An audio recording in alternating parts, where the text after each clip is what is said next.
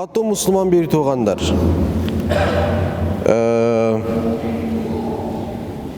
Аллаху субханаху ва тааля Кур'анда айтат: «Фазаккир фа инна зикра танфаул муъминин». Эскерткениң, Алла Таала пайгамбарыбызга кайрылып айтат. Эскерткениң, эскерт деп атат. Эмнени эскертет? Билбеген бир нерсесини жок. Биле эле жаткан бир нерсесин. Биле эле жаткан бир нерсесин. Ал кишинде, ошол инсанда сен айта турган нерсе тууралуу кабары бар. Кабары бар. Бирок ошол инсанга билген нерсесин кайра эскертип кой, дейт Аллах субханаху ва тааля. Демек, адам баласы ошондой бир өзгөчөлүккө билсе дагы билген нерсесин унутуп коет, же болбосо ал нерсеге керектүү даражада маани бербей коюшу мүмкүн. Ошол себептен унутуп калса, эгерде эмне эстетип койгонуң, эгерде унутпай, ал маселени такыр унутпайт, бирок мүмкүн ага маани бербейт, сен эскертип койгонуң, ошол маселе анын жүрөгүндө маанилүүлүгүн кайра эмне кылсын? Ошол маанилүүлүгү кайра жандуу болсун, кайра тирилсин деген сөз. Жогоруда балдарды бир аз тыйып койсоңуздар, иншалла. Жогорудагылар. Тиги жакта баласы тип атабы. Алла разы болсун. Балдар бул жашоонун гүлдөрү дейм, эмне кылабыз, Бала чака жашообуздун эмнеси булар? Гүлдөрү. Алла Таала иншалла балдарыбызды, баардыгыбыздын балдарыбызды өзүнө татыктуу кул кылсын иншалла. Исламдын желегин көтөргөн, Алла Тааланын динине бекем болгон, пайгамбарыбыздын сүннөтүнө катуу кармаган иншалла пайгамбардын үммөттөрүнөн болсун иншалла. Демек, урматтуу мусулман бир туугандар, Алла Таала бул жерде фазаккир, эскерткениң деп атпайбы? Түшүндүк, эмнеге эскерткениң деп атат? Фа инна зикра, себеби дейт Аллах субханаху ва тааля, фа инна зикра, эскертүү эмне кылат? Натыйжада танфаул муъминин, момунга пайда берет дейт. Эскертүүдөн момун мусулман эмне кылат? Пайда алат. Кээ бир учурда эскертүүчү дагы эмне кылат? Эскертилген инсандан да көбүрөөк пайда алып калышы мүмкүн. Өзү эскертип жатып туруп, биринчи өзүнүн нафсына эскертет. Өзүн өзүнө эскертет. Ошон үчүн Аллах субханаху ва тааля бул аяттын хикматы эмнеде? Алла Тааланын бул аятты түшүргөнүнүн хикматы фазаккир фа инна зикра танфаул муъминин, эскерткениң албетте шексиз, күмөнсүз эскертүү момун мусулманга пайда берет деген аяттын хикматы. Иншалла бул хикматтан дагы биз пайдаланалы. Анан эскертүү ниети менен бүгүн бир тема өтөбүз иншалла. Бүгүнкү темабыз, урматтуу мусулман бир туугандар, динибизде тазалыктын орду маселеси. Динибизде тазалыктын, пакизалыктын орду жана маанилүүлүгү маселеси тууралуу болот иншалла. Аят бизге бүт нерсе далил катары Кур'ан-ы Карим болуп эсептелет. Кайсы кыймыл-аракетибизге далил издесек, Кур'анга караш керекпиз. Мына ошол Кур'ан-ы Каримде Аллах субханаху ва тааля Бакара сүрөсүнүн 122 аятында эмне дейт? Инналлаха юхиббу тауабина ва юхиббул мутатаххирин.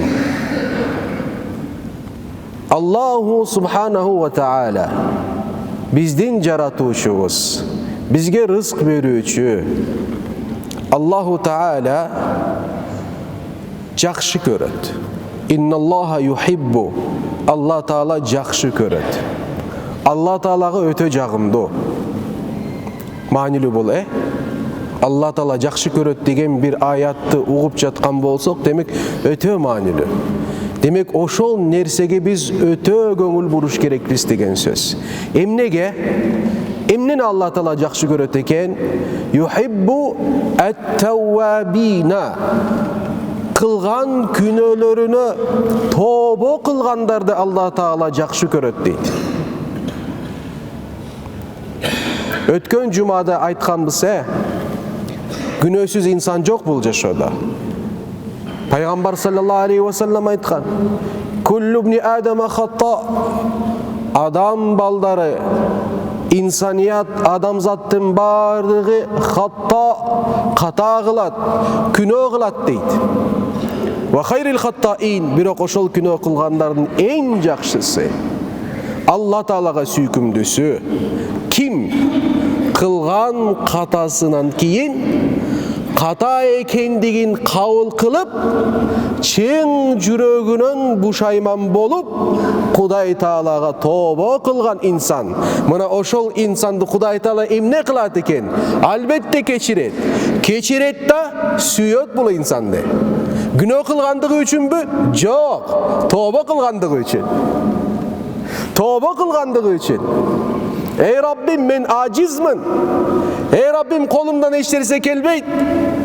Sen meni ошондой алсыз кылып жараткан экенсиң. Nafsıma başı yiyip durup günah kılıp aldım ya Rabbi. Bul günümdü keçire turgan senden başka zat çok. Bir gana sağa başımda kalkalayım ya Rabbel alemin. Meni geçirginin de oşol jerde dua kılsa, Allah Teala oşol insandı süyöt eken. Subhanallahil-azim. Subhanallah. Günah kılasın. Günah uçurda kevir hadisler var. Günahının oğurluğu. Kanda iplas günöler var, jaman günöler var. Allah Teala oşolordu geçirip koyat, subhanallah. Kulum deyit. Eşler sevmez. Eşler sevmez.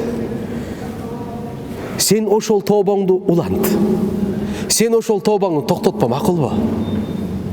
Sen söz berip atasың. Ya Rabbi, men kılbayım, günömdü kılbayım, boldu. Akırkı jolu deysin dagın, jarım saattan keyin unutup kalasың söz bergeningdi. Кайра ошол тобага эмне кыласың? Ошол тобага тоба кылганыңды бузуп коесуң да кайра күнөөгө кирип кетесиң.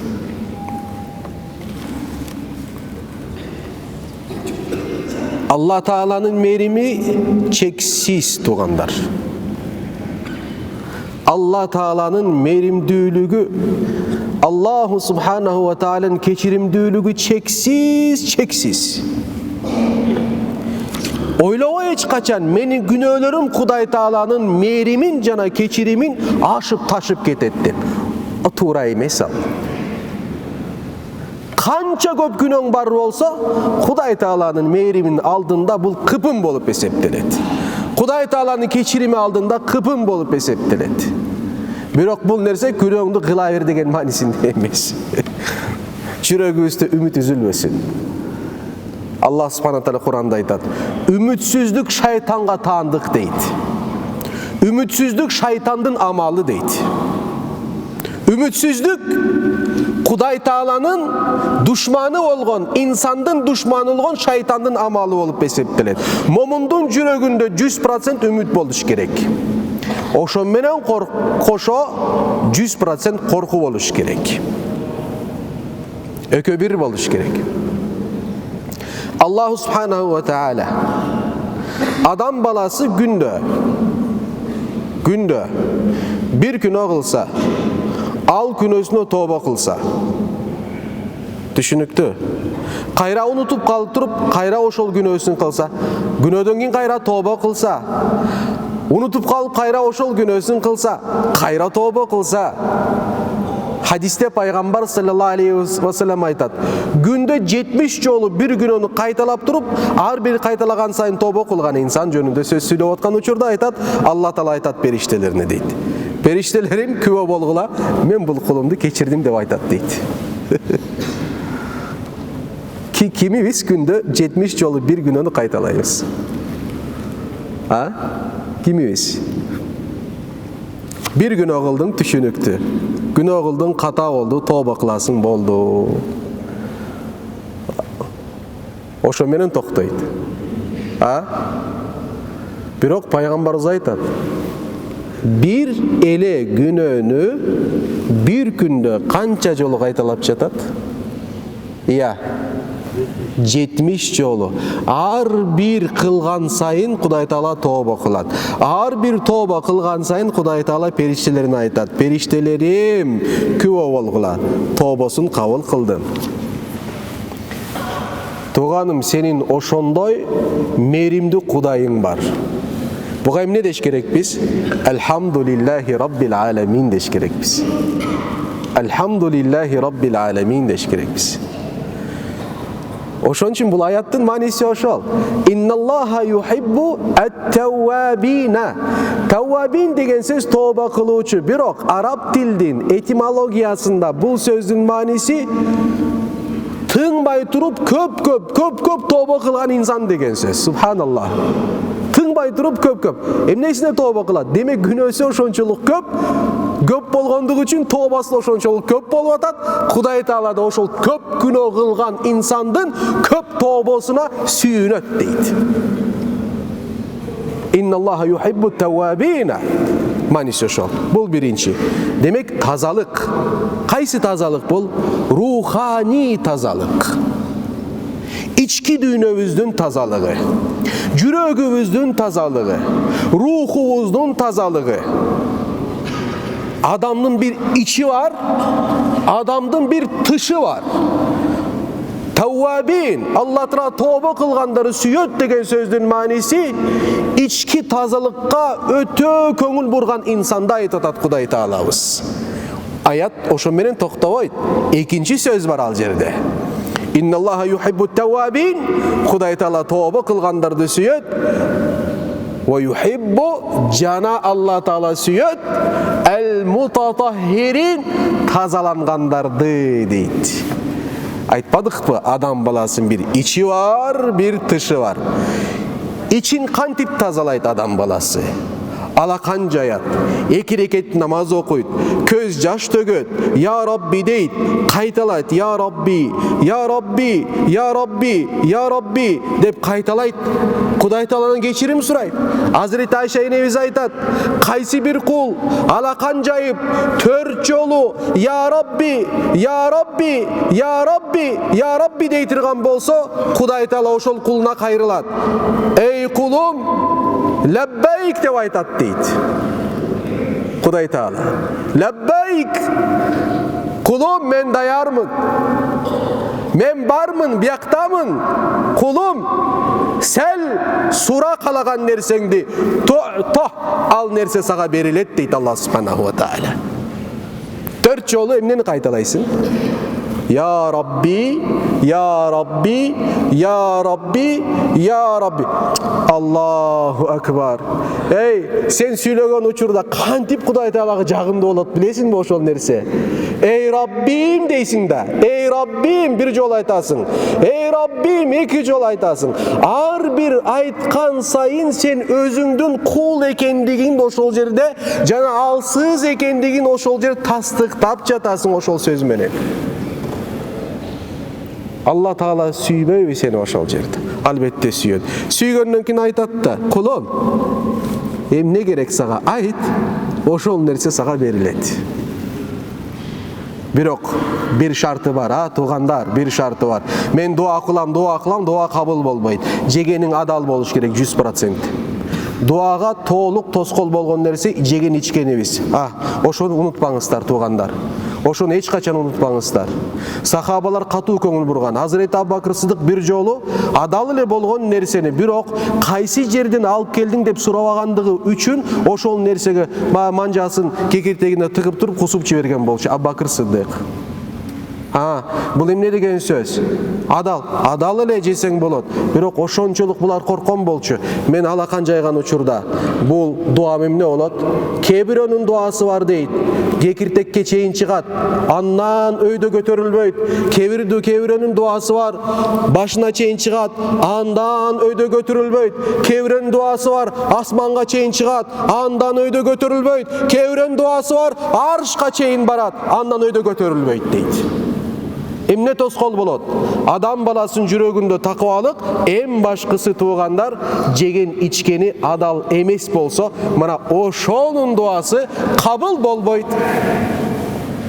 Кабыл болбойт. Ошон үчүн жеген ичкенибизге көңүл буруш керекпиз. Ана мен 4 жолу я Rabbi ya Rabbi ya Rabbi ya Rabbi деп атам, бирок эч нерсе болбой жатат дебе. Жеген ичкенге көңүл бур, анан иншалла 4 жолу я Rabbi де маселенин бардыгы чечилет. Бул Hazreti Ayşe энебиздин сөзү. Айша энебиздин сөзү. Экинчи болсо сырткы тазалык туугандар. Инналлаха юхиббу тауабин ва юхиббул мутатаххирин. Алла Таала тобо кылгандарды жана тазалангандарды сүйөт. Сырткы тазалыкка көңүл бургандарды Алла Субханаху ва Таала сүйөт. Тазалык адам баласынын табиатына жайгашкан табигый болгон бир зарылчылык болуп эсептелет туугандар. Мен ойлойм, буга кошулбаган инсан жок. Кечиресиңер, Алла Тааланын шариаты түшпөсө дагы. Кечиресиңер, Алла Тааланын шариаты түшпөсө дагы, тазалык боюнча пайгамбар хадистерде айтпаса дагы, тазалык боюнча аяттар түшпөсө дагы, болбосо исламдын экинчи буйругу бул тазалык жөнүндө болгон. Исламдын экинчи буйругу, биринчи буйругу сабатсыздыкты жоюу жөнүндө түшкөн аят бул. Икра аяты. Икра сүрөсү. Бул сабатсыздыкты жой деген маанисинде түшкөн бир аят. Илимди бол деген сөз. Экинчи болсо буйрук эмне жөнүндө түшкөн? Тазалык жөнүндө түшкөн. Ya eyyuhal muddessir Qum fa'anzir ve rabbeke fekebbir ve thiyabeke fatahhir. Ey kulum, tur deydi Allah subhanahu taala paygambarыбызга, чүмкөн болгон пайгамбар, коркуудан чүмкөн болгон Расулуллах мубарак саллаллаху алейхи ва саллям. Албетте Жабраил келди, күчтүү бирөө келди. Субханаллах. Мындан мурун көрбөгөн бирөө келди. Сен пайгамбарсың деди. Мындан кийин биз сага айткан нерсени кыласың деди. Расулуллах коркту. Чүмкөнүп алды. Жабраил келди. Тур дей. Тур. Ишиң бар. Иш кылабыз. Кара. Канча мушриктер Аллахка сыйынбай, путтарга сыйынып атат. Чоң ишибиз бар. Миссиябыз өтө оор, өтө күчтүү. Бирок, тур, эскертебиз аларга. Дин бар, ахирет бар, Кудай бар, таухид бар. Силердин ишиңер туура эмес, кылган амалыңар туура эмес. Бирок андан мурун бар. Сонун өзүңдү тазала дейт. Кум фаандир ва раббака факаббир ва thiyabaka fatahhir. Кимиңди таптаза кыл, эй Мухаммад. Расулуллах саллаллаху алейхи ва саллям андан мурун да тазалыкты сүйгөн болчу. Ойлобогула, пайгамбарлык келелекте тазалык эмне экендигин пайгамбар билген эмес деп. Эч ойлобогула андай нерсени. Оюңарда келбегиле анда десе. Бирок бир шариат келбесе дагы адамдын табигый болгон зарылчылыгы болуп эсептелет тазалык. Табигый болгон зарылчылык болуп эсептелет тазалык туугандар. Эми ошол зарылчылык болгон бир тазалыкты, табигый болгон тазалыкты Кудай Тааланын мерими ошончолук чексиз мусулман кулдарына ал тазалыкты ибадатка айлантырып койгон. Сен зарыл болгон тазалыгыңды дене тазалыгы болсун, кийим тазалыгы болсун, жер тазалыгы болсун, айлана чөйрө тазалыгы болсун. Түшүнүктүүбү? Булардын бардыгы тазалык, зарыл болгон тазалык булардын бардыгы. туурабы? Акыл ошого жетет, тазалык керек экен. Бирок ошол зарыл болгон тазалыкты Кудай Таала бизге эмнеге айлантырды туугандар? Ибадатка айлантырды. Биз даарат албастан намазга тура албайбыз. Биз гусул албастан бир кадам баса албайбыз. Биз оозубузду тазаламайын намазга тура албайбыз. Турабы, туура эмеспи? Расулуллах саллаллаху алейхи ва салламдын сүннөтү бизге ибадат болуп эсептелет. Пайгамбар саллаллаху алейхи ва саллам Hazreti Ayşe энебиз айтат. Расулуллах саллаллаху алейхи ва саллам үйдө кечинде келген учурда биз эртеңки күндө эмне кылат элек? Эртеңки күнүбүз эмне менен баштасын деп, даарат жана тиш тазалоо мисвак менен баштасын деп, пайгамбарыбыздын жанында суу менен мисвакты даярдап койт элем дейт Hazreti Ayşe энебиз. Пайгамбар саллаллаху алейхи ва салламды Алла Таала түн ичинде каалаган убакытта ойготот эле Расулуллахты. Ал ойгонгон учурда дароо амалын мисвактан баштайт эле дейт Hazreti Ayşe энебиз. Я Аллах, я Аллах. Кандай сонун сүннөт. Эртең менен турганда биз эмне кылыш керекпиз? Дароо тишибизди, оозубузду тазалаш керекпиз деген сөз. Табигый болгон бир амал. Бирок бул эмне болуп атат бизге? Эмне болуп атат туугандар? Ибадат, сен ошол үчүн соо алып атасың. Соо алып атасың. Кудай Таала да сен ошол амал кылганың үчүн Кудай Таала сени сүйүп атат.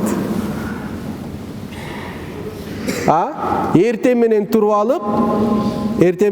алып, щоткага пастаны сыгып алып туруп, сен түш жууаткан учурда Кудай Таала сени кашыга карап сүйүнөт. Колуң тишин тазалап атат деп. Ошондой аят ошону айтып атат. Себеби маселе аятта тазалык маселеси. Пайгамбар саллаллаху алейхи ва саллам мисвакты тазалык үчүн колдонгон. Тазалык үчүн колдонгон. Бирок пайгамбардын сүннөтүн аткарам десең, мисвакты колдонсоң, сен эки соо аласың. Бир тазалыктын соон аласың, эки пайгамбардын сүннөтүн аткаргандын соо аласың. Бирок бир гана зубной паста менен баягы щотканы колдонсоң, сен бир соо аласың. Эмнени соон аласың? Бир гана тазалыктын соон аласың. Бир гана тазалыктын соон аласың. Ошондуктан туугандар, бул өтө маанилүү. Пайгамбар саллаллаху алейхи ва саллам тазалыкка катуу көңүл бурган. Ошондуктан биздин ибадаттарыбыздын бардыгы биринчи тазалыктан башталат. Сенин денеңде нажасат бар болсо, нажасат ыпластыктар деген сөз. Өзүңдөн чыккан ыпластык болушу мүмкүн, башка жерден жуккан ыпластык болушу мүмкүн. Булар намазга тоскоол болот. Пайгамбарыбыз айткан, кабырдагы азаптардын көбү эмнеден? Ошол ыпластыктардан улам болот дейт. Ыпластык булгагандыгы үчүн денесин кийимин деп атат пайгамбарыбыз. Ошончол туруп зара кылбагыла дейт пайгамбарыбыз. Ошол туруп зара кылган инсан кабырда азаптанат дейт пайгамбарыбыз. Эмнеге? Туруп кылгандыгы үчүнбү? Жок. Чачыраткандыгы үчүн кийимине, ыплас кылгандыгы үчүн өзүн ыплас кылып атат, жерди ыплас кылып атат. Кыскачасы ыплас бир инсан болгондугу үчүн болуп атат. Урматтуу мусулман бир туугандар, башка диндерде жок, бизде исламда туалеттин этикасы бар. Башка диндерде жок. Каалагандай жүрө бер дейт. Бирок биздин динибиз айтат, ал жерге дагы эреже менен киресиң, эреже менен отурасың, эреже менен чыгасың дейт. Себеби адам баласынын табигый абалы ошол. Бул зарурат деп коебуз. Зарылчылык бул жашоосунда мусулмандын. Ошондуктан буларга көңүл буралы. Өткөндө могу жерде мечитибиздин 2-чи этажында бирөө чоң зарасын кылып кетип калыптыр. Могу жерде намаз окуган инсан болушу мүмкүн, ал болбошу да мүмкүн. Биз аны айткан жерибиз жок, бирок мечитте анын өзүнүн жери бар. Өзүнүн ыкмасы бар. Туугандар, бул биздин коомубузда болгон бир жат көрүнүш болуп атат. Өтө жат көрүнүш болуп атат.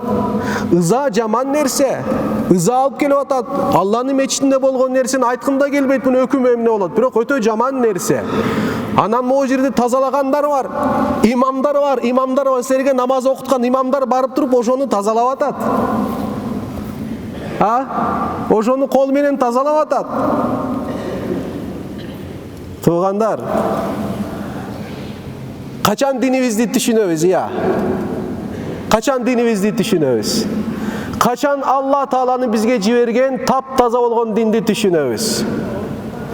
Намазга ибадат кылыш үчүн дарат алып атабыз, бирок алган даратыбыз, кечиресиңер, кирген туалеттерибиз, кечиресиңер туугандар. Бул ислам эмес, бул мусулманчылык эмес. Мен ачык айкын айтам силерге. Биз могу мечиттеги тазалыкка өтө көңүл бурабыз. Бирөөңөр туруп айткылачы, биздин туалеттер кир деп айткылачы туугандар. Бирок кээ бир мечиттерде тилекке каршы кире албайсың, кирсең чыккандан кийин намазга тура албайсың. Мүмкүнчүлүк бербейт, булганып чыгасың ал жерден. Буну кылган ким? Капырбы? Жетет жакы Европадагы эмелер капырларбы, дин душмандары кылып атабы ошол нерсени? Буну кылган кимдер туугандар? Буну мен кылып атам. Мен мусулманмын. Мага тазалык буйругу келген. Мен мусулман бул нерсени кылып атам. Өзүмдөн кийин туалетти тазалабай чыгып кетип атам. Бул арам болот туугандар, арам болот. Сен өзүңдүн чыккан ыпластыкты өзүнөн кийин башка бирөөгө эмне көрсөтүп атасың? Бул жаман нерсе. Мындай жаман нерсе жок. Түкүрүктөн эле айтайынчы, ошол жактан түшүндүрүп түшүнсөңөр болот. Байгы байланыштырып түшүнсөңөр болот. Бир күнү пайгамбар саллаллаху алейхи ва саллям сахабалар менен бир жерге кетип аткан учурда бирөө тетиги жерден жерге түкүргөн болот. Пайгамбар саллаллаху алейхи ва саллям мубарак жүзү ошону көргөндөн кийин кып-кызыл болуп калат. Расулуллахтын жүзү бир түкүрүктү көргөндүгү үчүн кып-кызыл болуп калат.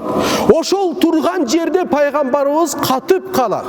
Ошону көргөн сахабалар эмне кыларын билбей чуркап, кумду алып туруп, баягы түкүргөндүн түкүрүгүнө эмне кылып кумду үстүнө жабып коёт. Ошондо пайгамбар өзүнө келип туруп, жолун улантат туугандар. Bir tükürük paygambarga ıza bergen bolsa, paygambar da bir insan bolgon, kanday insan bolgon, insandık tabiatın toluğu menen yaşagan insan bolgon. Demek biz paygambarda insandık tabiatın toluq yaşay turgan bolsok, başka biröge ıza alıp kelүүдөн tartınabız, jolga tükürүүдөн tartınabız. Sebep degende bul jaman nerse. Bir tükürüğüңdü biröge көрсөтү ыза болуп аткан болсо туугандар, анда бул заран кайсы жерде болот? Түшүнүп атасыздарбы маселени туугандар? Пайгамбар саллаллаху алейхи ва саллям чачы, башы, үстү саксайып, чачы саксайган, сакалы саксайган, сакалы түздөлбөгөн инсандарды жаман көрчү хадистерде айтылып жатат. Мечитте кирген инсан чачы саксайып, сакалы саксайып кирген инсанды кол менен минчү пайгамбарыбыз мындай кылчу, ишарат кылчу мындай кылып туруп. Бул эмне деген сахаба айтат, пайгамбар бар чык, үстүңдү оңдоп таранып кел деген сөз да. Ал келгенден кийин пайгамбар айткан, туугандар, менин сахабаларым, шайтандай эмес, моундай абалда киргениңер мечитке жакшы эмеспи дейт пайгамбар мубарак саллаллаху алейхи ва саллям. Чачы, башы саксайган инсанды пайгамбарыбыз кимге окшотуп жатат бул жерде туугандар? Шайтан алейхи лаанага окшотуп жатат. Кийим кийгиле, мүмкүн болушунча ак кийим кийгиле деген пайгамбарыбыз саллаллаху алейхи ва саллям. Өзү жакшы таза кийүүнү өтө жакшы көрчү. Бир жолу чапан менен чапан кийген, жүндөн токулган чапанды кийип, бир айланып келгенден кийин тердегендиги үчүн жүн баргы жүн, бир аз жүн жыттанганы үчүн бул чапанды экинчи кийбей койгон биздин пайгамбарыбыз. Эмне үчүн? Менден чыккан жит башка бирөөгө ыза алып келет дейт. Ошондуктан пайгамбар саллаллаху алейхи ва саллямдын жанын тугандар, кийимибиз таптаза болсун, бизден жакшы нерсе жыттансын, Кудайга шүгүр. Атырлар өтө эле арзан. Могу жерден чыгасыңар, могу жерде бир байкебиз бар. 5 вакыт намазга келет могу жерде. Атырлар ап арзан. Ал бир атыр артып кой. чөнтөгүңө салып кой, мешітке кирерде бир аз тигиндей мындай сонун болот. Жанна турган адамда эмне рахаттанат. Пайгамбарыбыз эмне деди? Мен жакшы життен рахаттанам дейт Пайгамбар саллаллаху алейхи вассалам. Себеби адамдын табиятында бул нерсе бар да. Ошон үчүн айтып атпаймынбы? Бизде инсандык табиятты толук аткара турган болсоң, Пайгамбар саллаллаху алейхи вассаламдын ар бир кыймылы бизге дардыбызга эмне болот? Дары болот туугандар. Ар бир кыймыл аракети. Субхана раббика раббил иззати амма ясифун ва саламун алал мурсалин валхамдулиллахи раббил аламин.